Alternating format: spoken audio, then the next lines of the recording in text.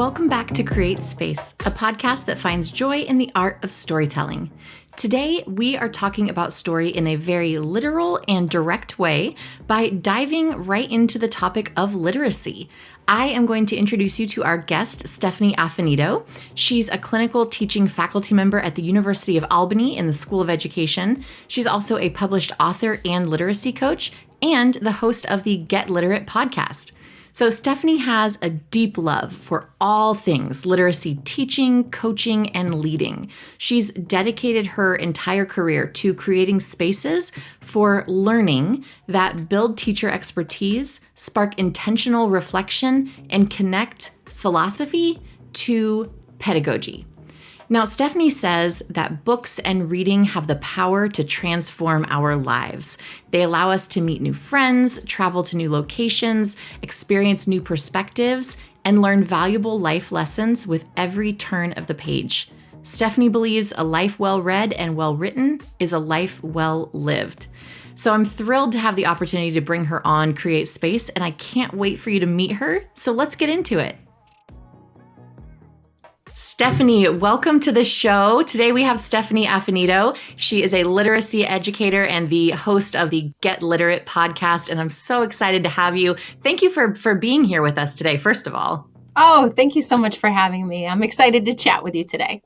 Absolutely. Just to start us out, I was interested in having you on because, my podcast is about storytelling. For me, I tend to lean more towards the visual storytelling as I'm a videographer by trade and things like that. But story in general has just been a passion of mine for so long.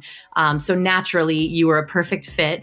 But as I got into researching you, and I found you through the Get Literate podcast, and then I saw all of the other things that you do, which wowed me. So I was wondering if you could start by kind of just telling us, I know you're a clinical teaching faculty at the University of Albany, and you have the podcast, and everything in between. So could you give us just sort of a brief career background? Sure. Well, it all started when I was a kid and just fell in love with all things reading and writing. I was that kid who always had a book, who always had a notebook. And so stories have been a strong part of my life for as long as I can remember. And I knew starting kindergarten that I wanted to grow up to be a teacher, right? That's all I wanted to do was read and write all day long. And that's what I did. I became a classroom teacher and knew that I wanted to spend my days not just reading and writing, but only reading and writing with kids. So I quickly transitioned to a literacy specialist position where I worked with kids who had difficulty learning literacy or who were reluctant readers. And I did my best to hook them into reading. And I realized in that work that important work with students was there. But I also knew that if I could start working with the teachers and help them see things that they could do in their classroom to better support those kiddos, then I could reach more kids than I could just meeting with them alone. And so that's when I really dove into the research of reading and writing. I went back for my PhD in reading so I could figure out how reading and writing works, how kids learn it, how we can best teach it. And it was in that program that I realized I had two loves.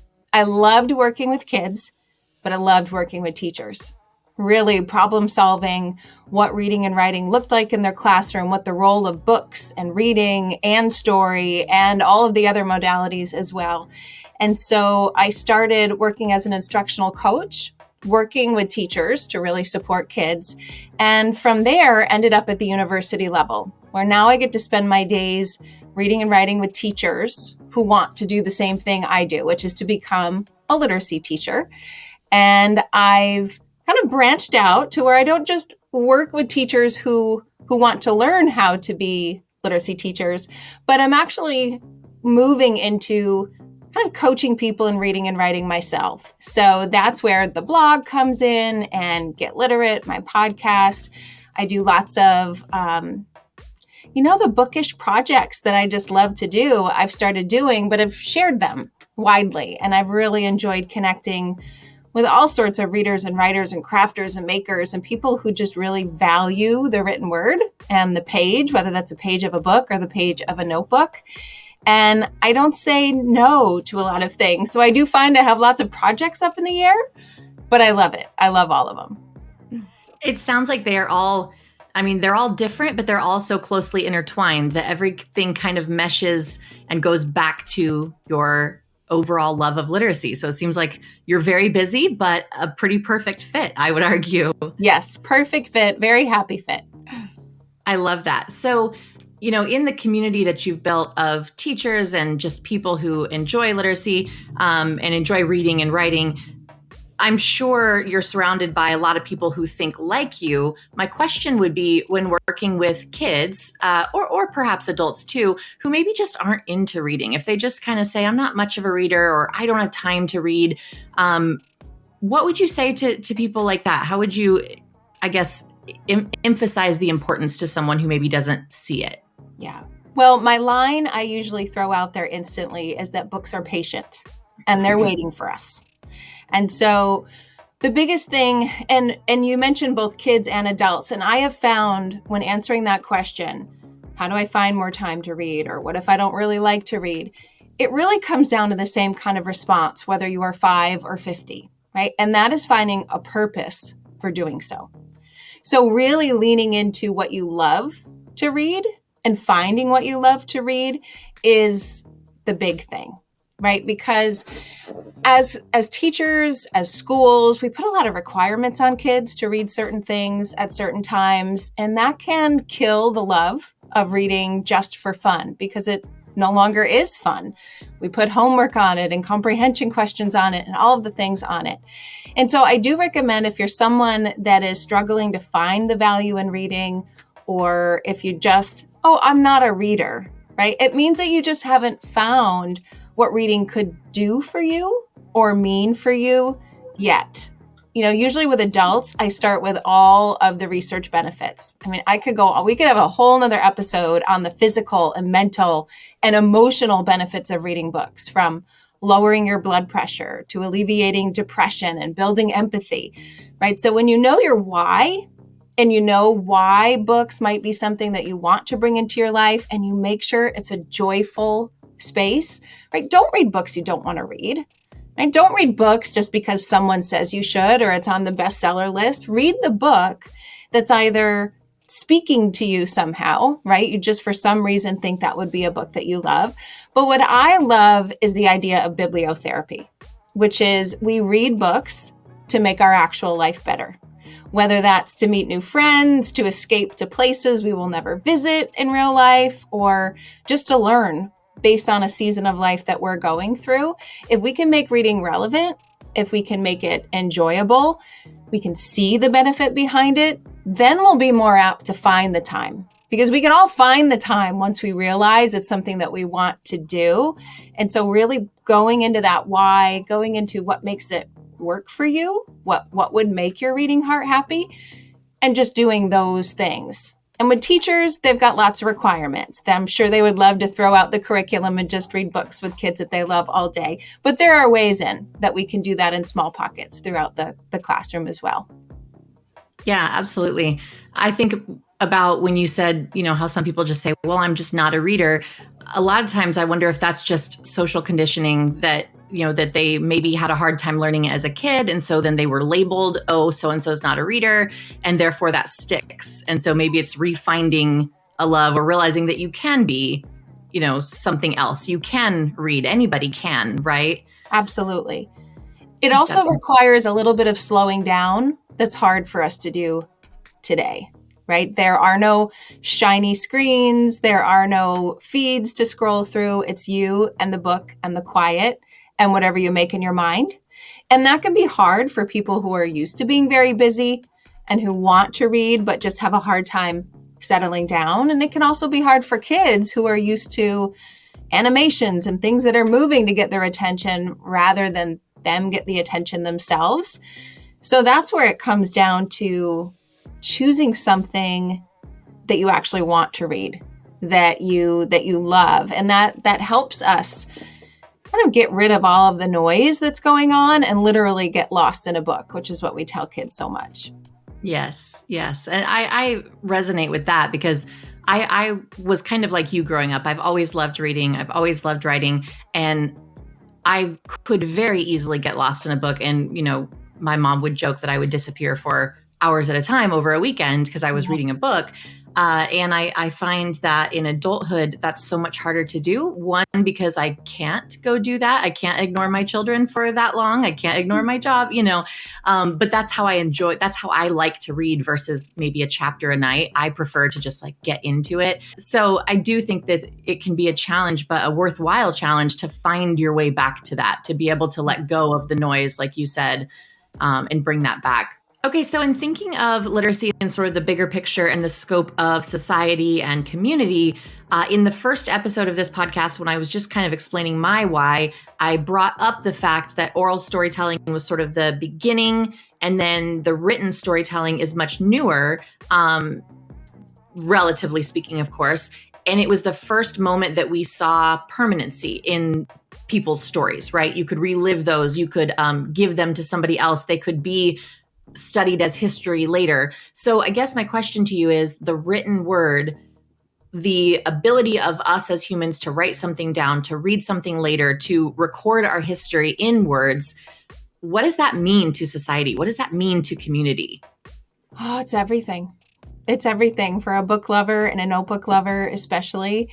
It's everything. I mean, so many different directions we could take it in. But for me, I think it all comes down to our own personal voice, right? So telling our stories, whether it's in a notebook, a journal, a published fashion that's more formal, it gives us, as you said, permanence to our voice. And it allows us to share it in a way that is validated by society, right? We as a society tend to prioritize, I guess, the traditional, right? Things that are published, things that are out there. But I really think just the act of writing things down, whether that is a published work or if it's just your morning pages journal that you are writing in every day, gives you a sense of validation that you are here and you left a mark, right? Whatever mark that looks like is up to you, but that mark can live on, right? Some of those things might not ever see the light of day, right? No one will see my personal journal ever, but I know that I was there, right? And I can see my words and it can validate feelings and it can help me work through problems or put new ideas out into the world. And when people are brave enough to do that, right, to tell their story, and especially those that are brave enough and fortunate enough to get to publish them in some of those traditional ways, then they are making an impact that I don't even think authors truly understand on the other side as a reader, right? When we read books, there's that acronym by Dr. Bishop, mirrors, windows, and doors, right? Books can be mirrors where we can see ourselves and get validated and feel like we're not alone, but they're also windows where we can see into a different way of living that we have never experienced ourselves. And then if we're lucky and we have a sliding glass door, we can find an entry point where we can feel empathy and we can actually change the way we think based on what we read. So I think they go hand in hand. The writing piece gives us a voice, it gives us a mark to share with the world, which then in turn has this big, big, beautiful impact on those that read those stories and either relate to them or are moved by them or are changed by them. And I think push the world forward in that way. Absolutely. I had never heard that metaphor, the mirrors, windows, and doors before. And that's beautiful. And it's so true. So you mentioned writing things down. You mentioned journaling, which is something I definitely wanted to bring up because I know that's also kind of a big part of your interests, right? And that you consider yourself a notebook hoarder, that you have all of these notebooks and all that. I also love to journal. I have definitely ebbed and flowed on consistency, but I can tell when I do it, my brain just feels more clear, like just getting the things out. So I'm curious if you would just kind of talk about journaling practices a little bit. How do you suggest people get into it? Why do you do it? Things like that. I am a notebook hoarder. And I have about 8 that I write in fairly regularly. I did a whole episode on my 2023 notebook stack. And so many people wrote in saying, how in the world do you have that many notebooks? What do you write in them? I like you, I've been writing forever. When I was a kid, I actually was really sick as a kid and I was out of school for years. I was in and out of hospitals. And really the one thing, well, I have to say two, the two things that really supported me during that time were books and notebooks, right? Because I couldn't get to the outside world, right? So the outside world got to me through the books that I've read. And I couldn't leave my mark anywhere on the world, right? But I could in my notebook. And so I knew from a very young age that notebooks had power. They weren't just ways to pass the time. They weren't just something to doodle in. They were powerful tools for living. And so I've been writing in a notebook forever. It ebbs and flows based on the season of life that I'm in, but I use notebooks for collecting my to-do lists, right? For the productive stuff. I have a morning page notebook, which is I jokingly call it my therapy notebook because I write anything and everything in it that's been bothering me or on my mind. And like you said, get it off of your chest and onto the page so that you can move forward. I have quote notebooks and notebooks for my reading life and all sorts of notebooks. And it's not the number of notebooks that it's important, but it's the fact that I have a space to go to when I need it, right? And so I really think that notebooking can be for everybody. You just have to find your path to which kind of notebooking and journaling is right for you. Because those same questions of, well, I don't have time to write and I don't know what to write about, right? That we talked about in our reading lives definitely come up in our writing lives as well. And so I tell people, the first key is to, and you might not think this, but I have found in my work with teachers, with kids, with adults, the first key in developing a notebooking habit is to first find a notebook that you love. And everybody thinks that's counterintuitive. Like, shouldn't you know why you want a notebook first? No, I want you to find a notebook that you can't wait to get your hands on so that it is sitting there and it's waiting for you. And then, you just think about what purpose do you want notebooking to fill? Do you want it to fill a functional purpose where it's your to-do list and your project ideas and things that just help you make life run smoother? Or do you want it to be more of a reflective journal? Are you writing about your experiences? Are you working through a project? Are you collecting memories that you want to hang on to? Then that could be a space. Or it could be something that's creative. You're working on writing a story, you're dabbling in poetry, you're doodling and drawing pictures and sketchnoting.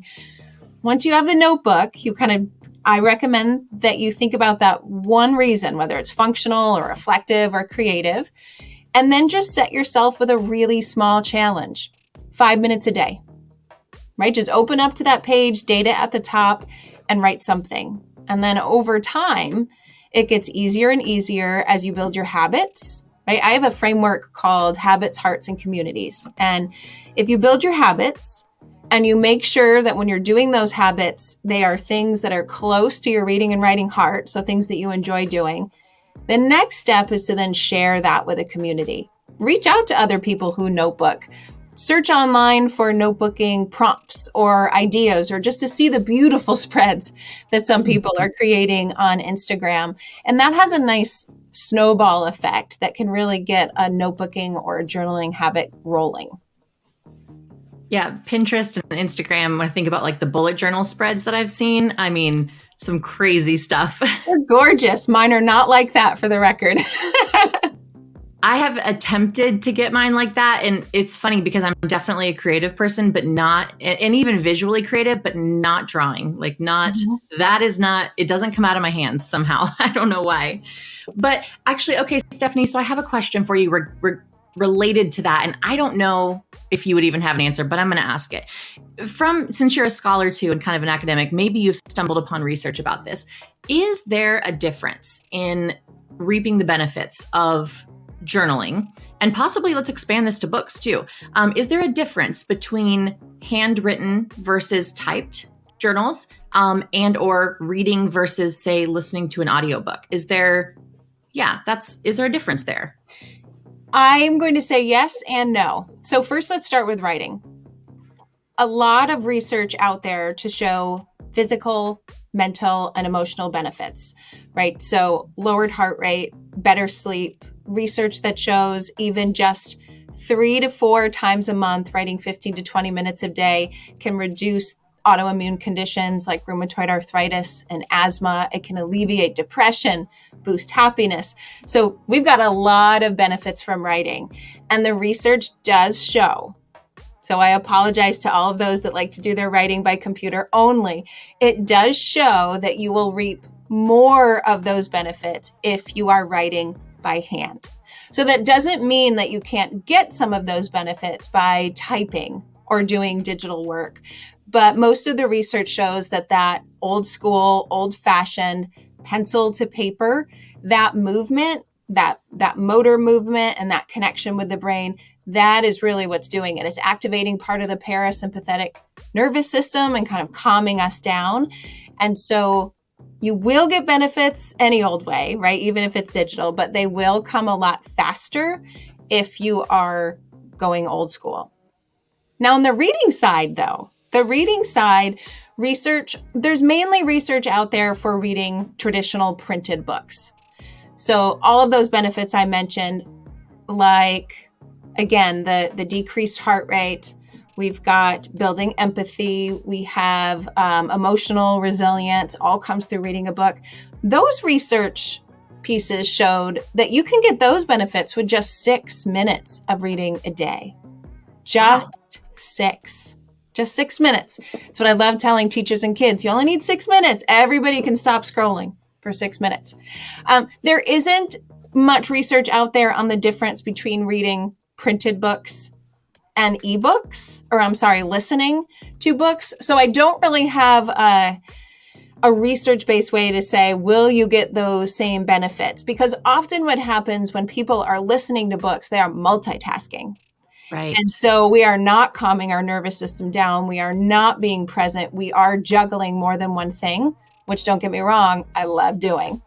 But the research that we have so far is mainly just reading old-fashioned books, and that is your sole activity. So we can't quite, in a research-based way, apply that to listening to books, but I still like to, because I think listening to books or reading them on an e-device or reading them on paper are all the same thing in the reading world. It's getting information off of the page. Research still has to come a little bit of ways on that. That makes perfect sense. I feel like it sounds like the research kind of supports what my sort of gut instinct would have said. And it's interesting with me because right now I will admit I'm very digital. You know, on the audiobook side, I have 2 young kids. And so I don't often get to sit down. And exactly what you said, the reason that I'm choosing an audiobook is because I need to multitask. So it makes sense that you would lose kind of more of the sensory parasympathetic nervous system experience there. And then on the typing, honestly, I just forget journals. Like I just forget, well, 2 things. One, I'm like, where did I put that journal? But if it's electronic, I can sync it and have it, on all my devices. And then also I think I find when I'm doing kind of a brain dump sort of a journal, I can just type faster than I can write. So I can get it out faster in that regard. But I can see how, anytime that you can get more of a tactile motion in there with it, there's probably a combination, kind of an entourage effect, I suppose. Mm-hmm. So that's interesting. Because like I say, that's kind of where my gut was leaning, but I was just curious if there was research out there. Yeah. So this is maybe more of a question. I don't know if listeners will want to know this information, but I do. I have a 7-year-old who's in the process of learning to read and is struggling quite a bit with it and very much enjoys listening to us read to him. Doesn't so much enjoy the reading part yet because it's hard. Right. So what advice would you have for, a caregiver of a child who is maybe a little bit resistant or is having a challenge reading? How can we help guide him? I love this question. This is my life's work kind of question of how can we help kids not only learn how to love reading, but do it fluently enough where they can. So I would say, and everyone always, there's a couple of different ways we could attack this question, but the first thing I always say is to help a child develop a love of reading is they need to see the adults in their lives enjoying their own love of reading, and for all sorts of different reasons. So often we ask kids to do things that we don't do ourselves. right? Especially when we are in school. And so if reading is just something that is done, right? It's unnatural. Like we read and we enjoy it and we love it and we have lots of role models for it. It's easier for a child to see the value and the purpose of it and then want to learn how to do it, because learning how to read is complex. It's challenging. And if they don't have that overall desire to, or the expectation that it's something they can do because they see it often, then it does make it harder to learn how to read all of those complex skills. So glad that you're reading books to your child, that they are listening to those stories. That is the number one way that we recommend, not just to build a love of reading, but also the knowledge and the skills that they'll need to then apply to the reading themselves. They're learning about how stories work. They're learning about vocabulary. They're learning the oral language they need in order to dive into a story. So those two things are really important in setting the stage and a really strong environment for learning how to read. When it comes to the child themselves, what could we do to help a child learn how to read? I want to stress that we want reading to be as joyful as an experience as possible, right? If I wanted to learn how to ski and skiing was just horrendous every single time and my boots hurt and it wasn't fun and the person next to me was angry because I wasn't learning fast enough, I would choose never to ski, right? But we don't give kids that option with reading. We need them to learn how to read. And so I always tell parents, let them choose what to read, right? Let them choose to read things that they love. And even if it's managed choice where you're helping to guide their book selections, but ultimately let them choose what to read and let it be easy. Right? I love Susie Moore, who is a New York Times bestselling author. She has a book called Let It Be Easy. And that applies to the reading life too. When you're home with your child, don't worry about reading books that are at their level, which is a phrase I think we should get rid of anyway, or books that are too hard. Kids need hours of practice reading books they love that are easy in order to build that fluency. So that I think is the number one thing we could do to help our kids, is to let it be easy with books that they love, make it a joyful experience so that when they're learning those skills they need in school to either learn how to decode the text or read fast enough or understand what they've read, they've got a bigger reason for doing it. And it's enjoyable enough that they're willing to put up with a little bit of struggle in order to get there. Just like someone who really loves skiing and enjoys doing it with all their friends will sit through that lesson that's really hard on that icy day because they know what's coming. So really thinking about their identities as readers, as well as the skills that we're trying to build at the same time. Absolutely. That's so helpful. Thank you. That's, like I say, interesting to me from just a literacy and storytelling point, and also just some really great advice as a parent. So I appreciate that very much. Oh, happy to. We've covered a lot of ground today, talked about a lot of things. I would be remiss to let you go without asking you, what are you reading right now? I mean, I'm sure that if I were to ask you, like, what's your favorite book? I don't even know if you'd have an answer to that. But if you have a favorite genre, if you have some recommendations for us, tell us about your reading life. Oh, my reading life. I absolutely adore realistic fiction. So fiction text, it's my happy place, right? I love to meet new characters, to travel to places I haven't been. I love to figure out how life works for someone else in an attempt to figure out for my own. So I usually read far too much fiction. I actually have a reading spreadsheet that I made for myself that tracks my genres so that I'm not only reading in there because I love it so much. But let's see, what have I been reading lately in terms of titles? I've been kind of on a local I call it hyper local book kind of kicks. And so I've been reading books that are set in and around my hometown in order to get a really close connection to it. So I've read recently The Lake House and The Madhouse by Michaela B. And I've also read a couple of books by J.D. Sparrow, who writes in the Adirondacks, upstate New York kind of genre. But I've also read, I'm lucky enough because I am blogging about books and podcasting about books that I get I get ARCs. I get advanced reader copies of some of the books that are coming out. And so I've just read, this book is going to be one of my favorites for 2023. It's called Super Bloom by Meg Tatey. And it's not coming out until May, so I feel bad that you can't get your hands on it, but you could pre-order it and support this debut author. It is a wonderful book about finding yourself and finding your way back after loss or grief or some kind of complication in your life. And it's a beautiful story that's also set in Vermont in kind of the winterish time. So it's pretty close to me. And it's a lovely story. So I just finished that one not too long ago. Wonderful. Okay. I'll make sure to kind of put some links to each of the books that you've mentioned and to pre-order that one into the show notes so that people can access those if they would like. Yeah. And it just kind of a fun final question, because I know that you log the books that you read. And so you probably have this number. How many books do you read in, like, say, a year? Like, do you have a ballpark figure? Or a specific figure? Yeah, and it's funny. I do log the books that I read. I don't do it for the purpose of finding a number. So I'm always very clear. Everybody is numbers obsessed, especially in the book world. How many are on your Goodreads list, or what is your TBR? So I focus more when I'm tracking my reading on the genres I'm choosing, the authors that I'm reading, and if I'm reading a wide range of authors, what the genre is, if it's a kid's book or if it's an adult book. But I tend to read, I'm going to say anywhere between like 120 to 150 every year. Okay. And in the book world, I'm kind of on the lower end when you think of some of these big book bloggers. But you also have to remember, I'm lucky that I get to read children's books for a living, right? I teach children's literature. So I'm constantly devouring kid lit on one hand and my adult fiction on the other.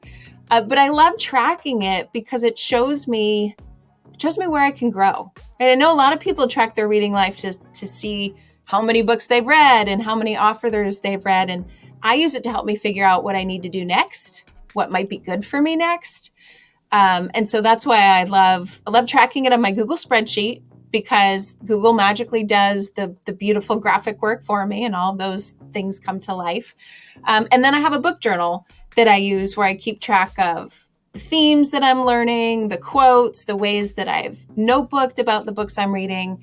And I give it a heart rating too. I don't like to rate books in stars, because I know those star ratings are so important to authors' careers. And just because I didn't like it at that moment in time didn't mean that the writing was great. So I do have a book journal that rates things in hearts and just helps me kind of keep track of my reading life, so that, again, I really believe my reading life can inform my actual life. And so I put attention on that, because what we pay attention to is what seems to grow and flourish. And so that's my hope with tracking my reading life. That's such a beautiful answer, and one that I wasn't expecting, because I didn't kind of consider sort of the second anyone tracks anything, right? It becomes what's the right number? What should I be doing? And it's something that I definitely involuntarily fall into so many times. Like, if I try to track a new habit of, I'm going to take a walk every day, I'm going to do this, I'm going to do that. As soon as it's tracked, yes, it gives me motivation to keep going, but it also immediately quantifies something that maybe doesn't need to be quantified, or maybe that at least that shouldn't be the sole focus of it. So I actually love that you kind of prefaced that answer.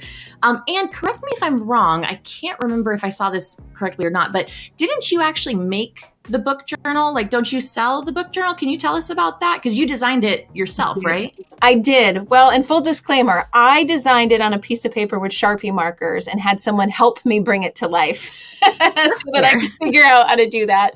Kayla was wonderful. But yes, I had been going through book journals and trying to find one that fit the kinds of things I wanted to track. So when I'm tracking my reading life, I don't keep track of the characters or the summary or the plot or the star rating. I'm keeping track of what are the themes that are here? What are the ways I'm thinking about my own life? What are the quotes that I love? I am such a quote person. What are the prompts that are coming to mind as I'm reading that I want a notebook about in my journal? And I couldn't find a journal that had all of those things. And so I started tinkering around making one of my own, and eventually, thankfully, found someone that can help me bring those ideas to life. And now I have two. I have one that you can get delivered to you that's actually a physical book. And I also have a printable version that you can print whatever size that you want and has a lot more pages. There's things like TBR list, did not finish list, books that I've hugged. It's my favorite list. When I hug a book, I know it's a good one. So I love that. I have one where there's a map of the world, and I put every book that I've read where the setting is to see, where I've traveled through books. And I just use it to really dig in to my reading life, right? Again, beyond the numbers of what I'm hoping to accomplish.